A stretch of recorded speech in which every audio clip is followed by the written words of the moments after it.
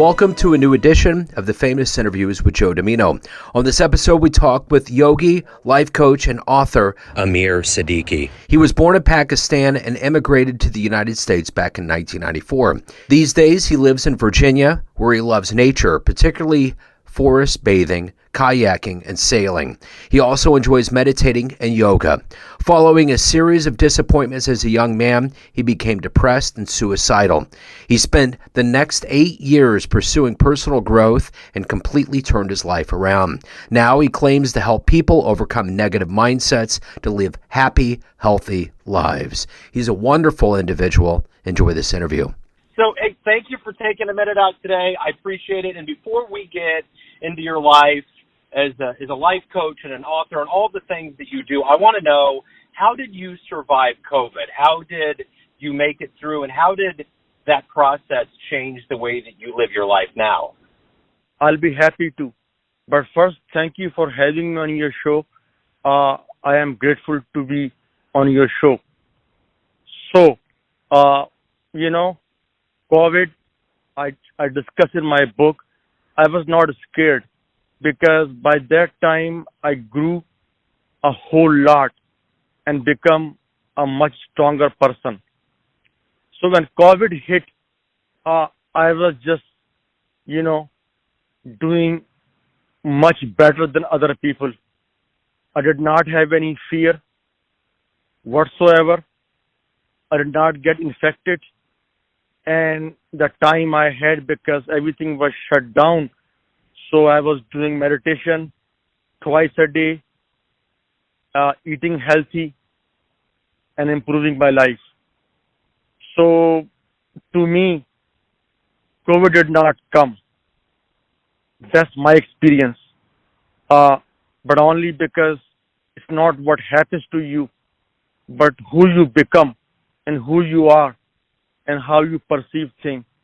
So it all depends on your perception and mindset.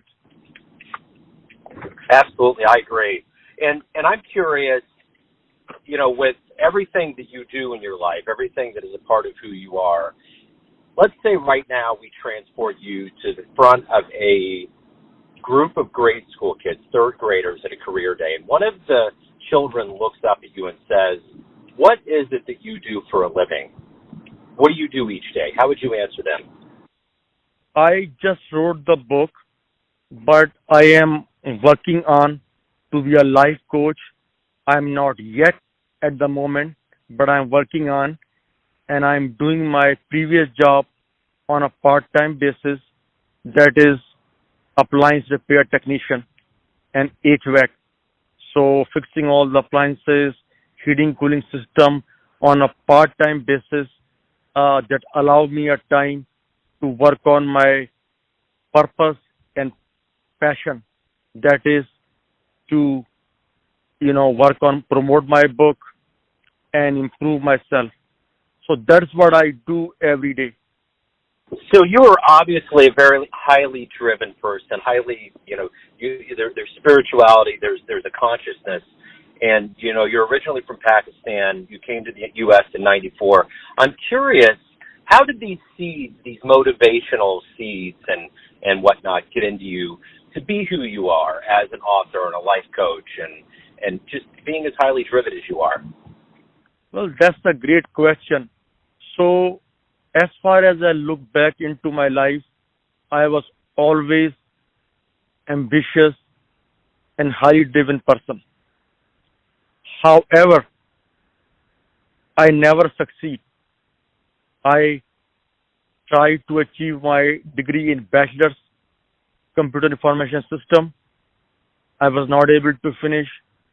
I did Microsoft certified systems engineer and tried to be in that field. I failed to get a job. So all my life, I had failures after failures after failure. And I almost gave up. I said, it's not in my luck, not in my life. What will be, will be.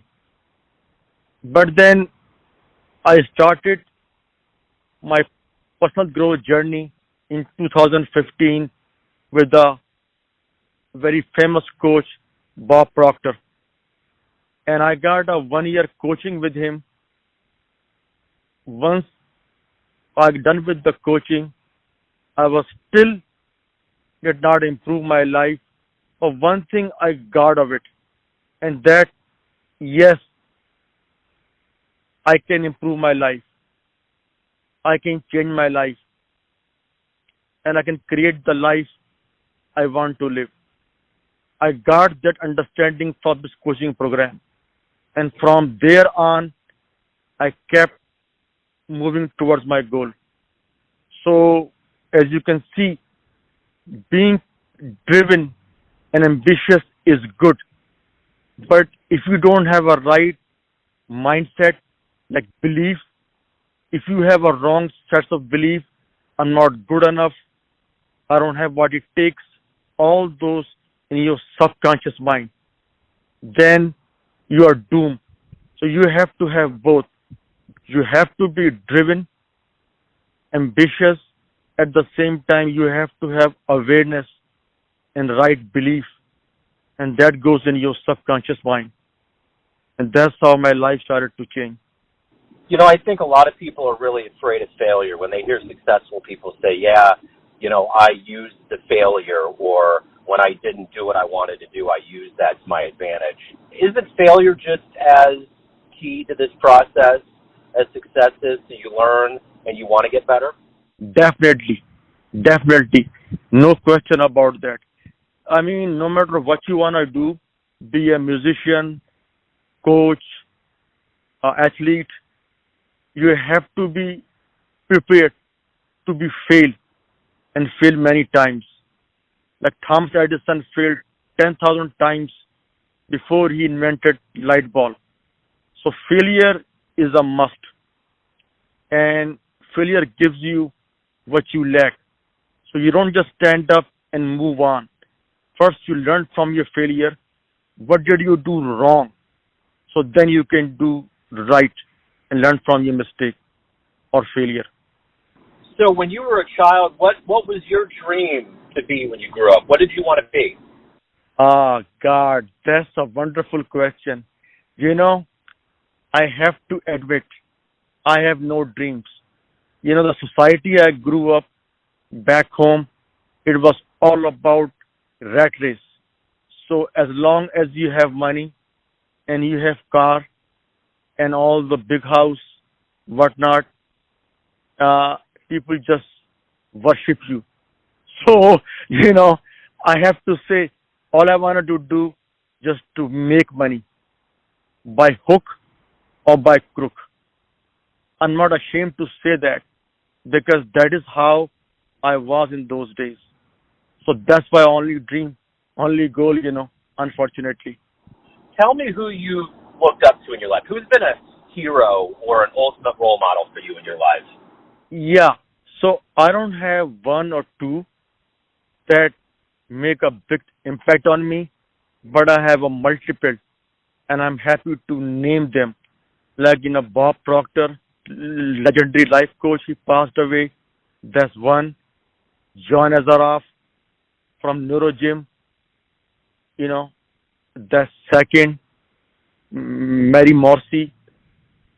So all those spiritual and personal growth teacher, I just named three, and there are more, of course. They are my role model because if it weren't for their teaching, I wouldn't be where I am right now. So if you could meet one person that's alive on the planet right now, who would you love to meet? Who would you love to talk to for a few minutes? John Azaroff, the founder of Neurogym, how to change your mind and then change your life. John Azaroff. Wonderful. So every day you wake up, you got all these different things that you do. What is it that you look forward to the most? What do you like to see yourself accomplish and do every day? So the way I do, I know one thing, you cannot manage time. Time cannot be managed. So you do manage activities. Before I go to bed, in a piece of paper, I wrote down 5 or 6 things I wanted to achieve or accomplish next day. So when I wake up, I already know what I'm going to work on, and I just start working on them, those 5 or 6 things. And once I am done early, if I have a time, depending on my mood, either I just do some fun thing or work on more things. So it depends then. So, for all of the advice that you've given as a life coach, and some of this helped other people, what's been the best client response, the best fan letter you've ever gotten from somebody? Here's the thing.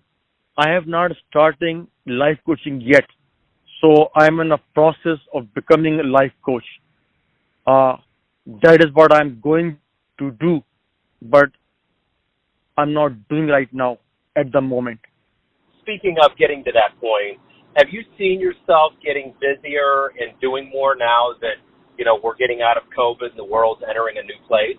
Yeah, sure. But let me just say, what I said before, COVID did not stop me a bit. I was as productive in COVID days and I'm now. But of course, there were some limitations, what you can do, what is open. But now I'm productive every single day and I'm accomplishing what needs to be accomplished. I look forward to it every single day. So this next question is about wisdom that you gained in your life. And let's say tonight you have a dream of yourself, say in your 20s, and you could give that version a piece of advice based on the wisdom that you've gained throughout your life. What would you tell your younger version? I would tell my younger version that connect with your spiritual self, with your higher self. Unfortunately, when we are younger, we always look to material things and material objects. And yes, as important as they can be, but unless you connect with your whole personality, body, mind, and spirit, you cannot enjoy and achieve your goal, and you cannot even find peacefulness. So, in one sentence, if you could connect with your higher self and look within what you want to do. In your training to become a life coach, what are you noticing with the potential clients out there? What's going to be the best advice you would give people in this modern world? Advice to live by? I would say the life is short. And if you are not happy for whatever reason, may it be your health, your profession, your job, your marriage, get out of and live the life you want. And the only way you can do is grow to a higher person so you can attract higher things. And I would say, don't be afraid to let go of things. So if I let go of something of a lower value, then and only then I have a room for a higher value things. We are afraid as a human being to let go of a job we don't like. We are afraid of our spouse to not let go of. If we are afraid, we have to let go of things we don't like and we are not happy with. So we can create a room for a better and a higher things. So everyone in your life, family, friends, those that you work with, they all have a perception of who you are. They have an idea of who they think you are, but you're the one that's living your life. What's your perception of you? Who do you think you are?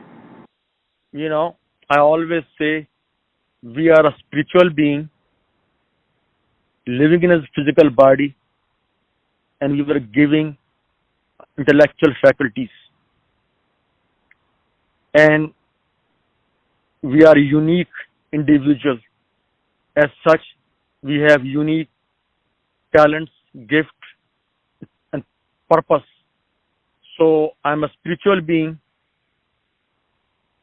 trying to live and living a purposeful life, which is sharing my understanding with others and adding values to this universe. That's my perception of who I am.